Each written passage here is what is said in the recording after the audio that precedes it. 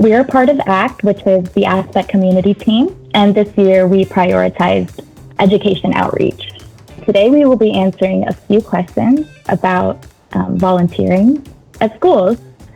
The first question is, how do you talk to kids? My target audience was a group of high schoolers, and I began preparing for my presentation by reflecting back on what I needed to hear at that age. I feel like a lot of adults are scared to talk to kids, but I actually think that talking to kids is exactly like talking to an adult, and that, they just need someone to relate to. And Daniel actually had a much younger audience. And how did you tackle that? Yeah, I think I was fortunate. I got to connect with some of the teachers beforehand. I also learned a lot from them about teaching kids, and especially during this remote era, and how to teach them on an online format. Really utilizing things like the chat room or virtual backgrounds. They do love to just type things into the chat, things as random as, I think at one point I asked them just what their favorite animal was, just for fun. I love that. The chat box was full.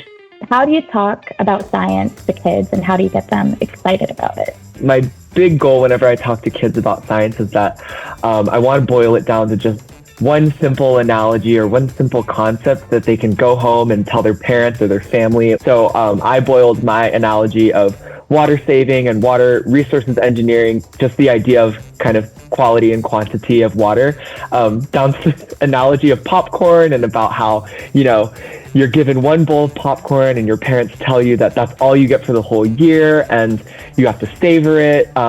But you can maybe find some unique ways to cook your own popcorn and make more, and you eat too much, you get too hungry. And, by the end, the kids in the chat were playing this game about, which actions use more popcorn and which actions do you think can create more popcorn, and that was kind of running. And so I actually use a storytelling approach, and I begin my presentation by sharing, a real life scenario about a common stormwater problem that I help, solve in my job.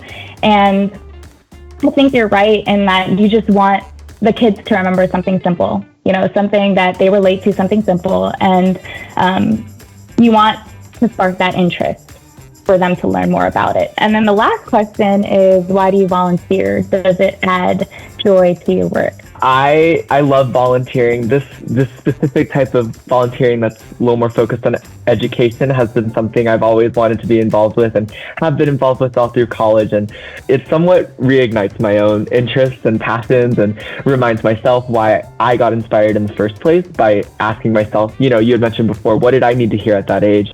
I think that volunteering is an extension of my passion for problem solving, which has always been my favorite part about my job. When I'm volunteering, even if I'm not actively working on a stormwater project, I know that I'm helping solve different but also important issues, and that my work can help create tangible change. And so this is why I do it, and I know that it's also why a lot of people decide to volunteer, and I think that we're doing great work, and I can't wait to do more in the future.